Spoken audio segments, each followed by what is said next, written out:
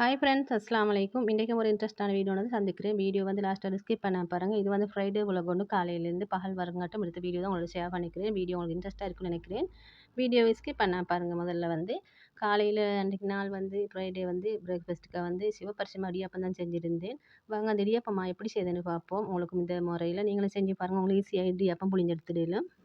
நான் இன்றைக்கி பேக்கெட் மாவில் தான் இடியாப்பம் செய்ய போகிறேன். இதுக்கு வந்து நாங்கள் தண்ணியை நல்லா கொதிக்க வச்சு எடுத்துக்கணும். நல்லா கொதித்த தண்ணி ஒரு பெரிய இப்படி பவுலில் ஊற்றிக்கோ, பெரிய கோப்பையில் சில்வர் கோப்பையில் ஊற்றினாலும் சரி. இப்போ பெரிய ஆவி போகிறதுக்கு நீங்கள் இதை இப்படி தண்ணி ஊற்றிக்கணும். ஊற்றின போகிறோம் இதுலேயே தான் நான் உப்புத்தூளையும் சேர்த்து இப்படி கோப்பையால் இன்னப்படி ஒரு 2, 3 முறை இன்னப்படி தூக்கி ஊற்றினா அதோட பெரிய ஆவியெல்லாம் பெய்த்திடும். போன அப்புறம் இதை அப்படியே கலந்துட்டு வச்சுக்க வேண்டியதான். இப்போ இன்னொரு பெரிய பவுல் எடுத்துக்கோங்க. அதில் மாவு வந்து கிண்டி எடுக்கிறதுக்கு இது இடியாப்ப மாவை கிண்டி எடுத்து இந்த மாவு தான் நான் எடுத்துட்டேன். உங்களுக்கு வேண்டிய பிராண்டில் எடுத்துக்கலாம். சிவப்பரிசி மாவில் நீங்கள் இடியாப்பம் செஞ்சு பாருங்கள், நல்லாயிருக்கும். இப்போ மாவுக்கு கொஞ்சம் கொஞ்சமாக தண்ணி ஊற்றி இன்னும் இப்படி ஒரு பச்சை உள்ளால நீங்கள் நல்லா கலந்துட்டுக்கணும். இப்போ நாங்கள் எந்த அரிசி மாவு எடுத்துட்டாலும் எடுக்கிற டைம் கொஞ்சமாக தைக்கும். அதில் தண்ணி ஊற்றி எடுக்கிற டைம் அந்த மாவு வந்து நல்லா கூடுதலான அளவில் வந்துடும். நீங்கள் அளவுகளை பார்த்து மாவை எடுத்துக்கோங்க.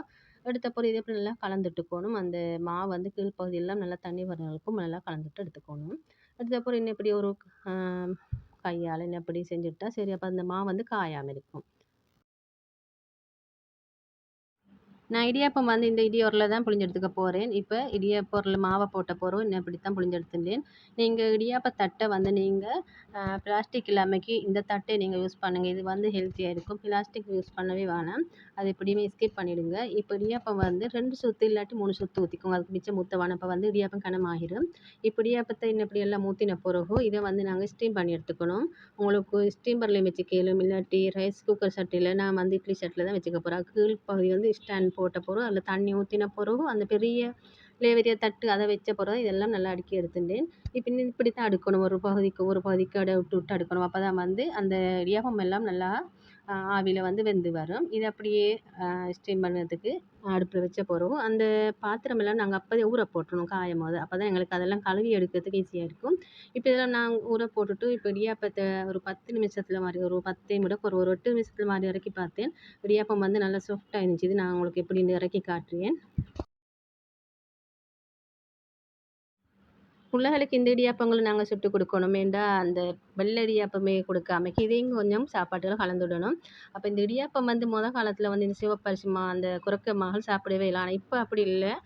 இடியாப்பம் மாவில் வந்து இந்த சிவப்பரிசி இடியாப்பம் எல்லாராலும் சாப்பிட இயலும். நீங்கள் ட்ரை பண்ணி பாருங்கள். இப்போ இடியாப்பம் எல்லாம் அவிச்செடுத்த பிறகு இன்னும் இப்படி தான் இருந்துச்சு இது. உண்மையிலே நல்ல சாஃப்டாகவும் நல்லா டேஸ்ட்டாகவும் இருந்துச்சு. இப்போ இதுக்கு வந்து கறி வந்து நான் வந்து பருப்பானது தான் செஞ்சுருந்தேன். அதோட வந்து உரப்பு கறி நைட் செஞ்சிருந்து இறைச்சி கறி இருந்துச்சு. அதையும் கொஞ்சம் ஊற்றி சாப்பிட்டேன். காலை சாப்பாடு எங்களோட வீட்டில் இதுதான் செஞ்சுருந்தேன் ஃப்ரைடே. உண்மையில் இடியாப்பம் சுடுறது எனக்கு வேலை லேசி அந்த ரொட்டி சுடுறதையும் விட. இப்போ எல்லாம் செஞ்சு வேலையெல்லாம் முடித்த பிறகு அடுத்து வந்து லஞ்சுக்கான வேலை தான் செய்யணும்.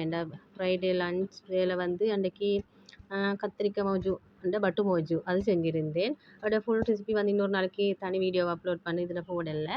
இப்போ அடுத்தது வந்து இதுக்கு அடுத்த கறி வந்து சிக்கன் கறி தான் செஞ்சிருந்தேன். சிக்கன் வறுவல் மாதிரி செஞ்சு இன்றைக்கி தேங்காய் சோறு தான் சமைச்சேன். தேங்காய் சோறும் உண்மையிலே நல்லா டேஸ்ட்டாக இருந்துச்சு. தேங்காய் சோறோட இந்த பட்டு மோஜு கறியை செஞ்சு பாருங்கள், டேஸ்ட் நல்லா இருக்கும்.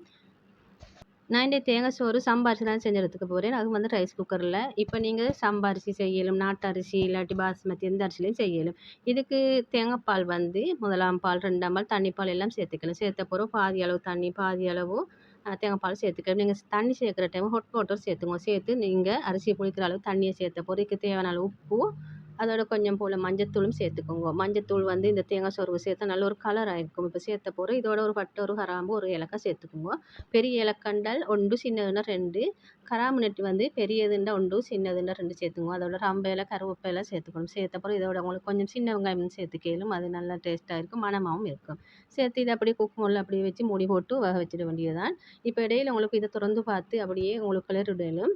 இப்போ சிக்கனுக்காக வந்து நான் இன்றைக்கி மிளகாய்த்தூளை வறுத்தெடுத்து செய்ய போகிறேன். நான் வந்து மல்லித்தூள் வறுத்து தான் செஞ்சு வைக்கிறேன். அப்போ வந்து மிளகாய்த்தூளை மட்டும் வறுத்தெடுத்து செஞ்சுருக்க போகிறேன். இப்போ வந்து பருப்பு கறி இங்கே வேகுது. அடுத்து வந்து இந்த சிக்கன் கறி தான் செஞ்சு எடுத்துக்கணும். சிக்கன் நல்லா கழுவி வச்ச போதும் நாங்கள் இந்த மிளகாய் தூளை வறுத்து எடுத்துக்கணும். கறியிடாமல் வறுத்து எடுத்துக்கணும். இந்த கலர் வறுசல் வரைக்கும் நாங்கள் இந்த சிக்கனோட சேர்த்துக்கணும். சேர்த்த போகிற இதோட வந்து மல்லித்தூள் வறுத்து தான் அதையும் சேர்த்துன்னு சேர்த்த போகிற கொஞ்சம் போல் மஞ்சள், மிளகு, சீரகம் சேர்த்துக்கணும். கரம் மசாலா சேர்த்துக்கணும். தேவையான அளவு உப்பு சேர்த்து இதை நல்லா கலந்துட்டுக்கணும். உங்களுக்கு இதோட தயிர், லெமன் ஜூஸ் சேர்த்து நல்லா கலந்துட்டுக்கலாம். கலந்துட்டு ஒரு 10 நிமிஷம் மாதிரி அப்படியே வச்சிடுங்க. நல்லா கலந்துட்ட பிறகு அப்போ அந்த மசாலாவெல்லாம் வரைச்சில நல்லா ஊறி வரும். இப்போ இதை வந்து நாங்கள் தாளித்து சட்டியில் எண்ணெய் ஊற்றி தாளித்து அப்படியே கொட்டிட வேண்டியதுதான். இப்போ வந்து ரைஸ் வந்து இன்னும் இப்படி நல்லா புழுங்கி வந்து வருது. இப்போ அடுத்து வந்து கரட் சம்பல் மாதிரி தான் செஞ்செடுக்க இந்த கரட்டுக்கு வந்து நீங்கள் பாதி அளவு மாதிரி கரட் இந்த அளவு அதோட பாதி அளவு வெங்காயம் சேர்த்துக்குவோம். சேர்த்த போகிறோம் தக்காளி 2 பழுத்த தக்காளி சேர்த்த போகிறோம். நீங்கள் காஞ்ச மிளகாய் சுட்டு போட்டு செஞ்சு பாருங்க. டேஸ்ட் மனமும் நல்லா இருக்கும். இதோட கொஞ்சம் மாசத்தூள் சேர்த்து நல்லா லெமன் சேர்த்து உப்பு சேர்த்து நல்லா கலந்துட்டுக்கணும். கையாலே நீங்கள் கலந்துட்டுங்க. கலந்துட்டு போகிற இதோட கொஞ்சம் கட்டி தேங்காய் பால் ஊற்றிக்கோங்க. கட்டி தேங்காய் பால் ஊற்றாமைக்கும் செய்யலும் கட்டி தேங்காய் பால் ஊற்றி இன்னும் கொஞ்சம் டேஸ்ட் நல்லா இருக்கும்.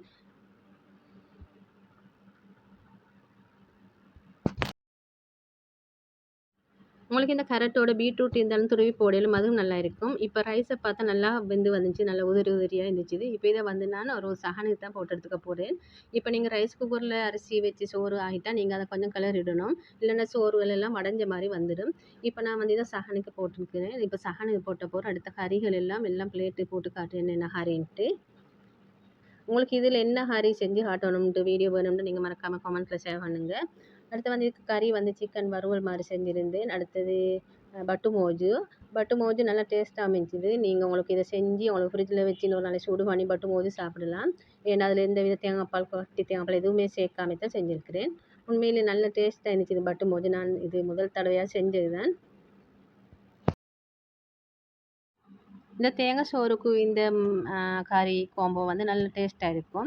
இந்த தேங்காய் சோறோட வந்து இந்த பட்டு மோஜும் அதோட வந்து சிக்கன், அடுத்தது இந்த கரட் சம்பல் இல்லைன்னா தயிர் சம்பல் செஞ்செடுத்து கேளும். அதோட டால் கறி, தேசிய கறி டால் கறி விடையெல்லாம் அதுதான் செஞ்சுருந்தேன். இந்த வீடியோ பிடிச்சிருந்தா லைக் பண்ணி உங்களோட ஃபேமிலி அண்ட் ஃப்ரெண்ட்ஸில் ஷேர் பண்ணிக்கோங்க. உங்களுக்கும் இந்த ரெசிபிகள் வேணும்னா கமெண்ட்டில் ஷேர் பண்ணுங்கள். எனக்கு இந்த பட்டு மோஜ் கறி வேணும்னா இந்த வீடியோ எல்லாருக்கும் பிடிச்சிருந்தா லைக் பண்ணிக்கோங்க. இன்னும் ஒரு இன்ட்ரெஸ்டான வீடியோ சந்திக்கும் வரை எல்லாருக்கும் தேங்க்ஸ் ஃபார் வாட்சிங்.